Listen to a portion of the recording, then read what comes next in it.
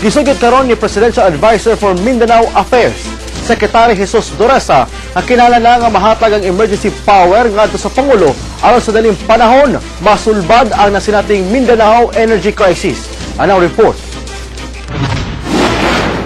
Dugay ra nga nanawagan ang Mindanao Power stakeholders lakip na mga kongresista o governor sa Mindanao nga ihatag na untang emergency powers ngadto kang Pangulong Gloria Arroyo tungod sa nakagrabe na gayud nga krisis sa enerhiya.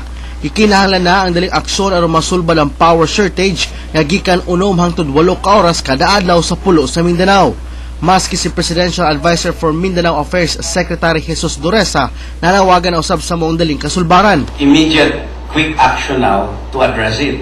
But then, you have to give emergency powers to the President. Number 2, we have to pay the costs. The power cost of a high-speed, immediately available generator will probably be 4 times or 5 times higher than the normal rate.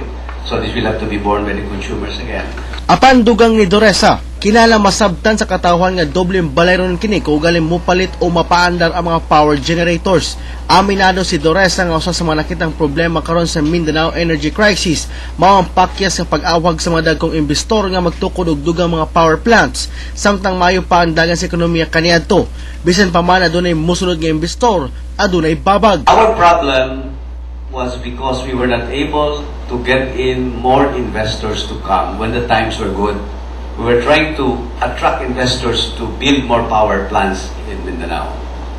But there are certain issues, environmental issues like Ilawom sa Electric Power Industry Reform Act o IPERA of 2001, adunay provision nga kung galing makasinatog electric power crisis, gitugutan ang Pangulo sa Pilipinas nga makahimo og pamaagi sa dugang generating capacity din otorisado sa Kongreso.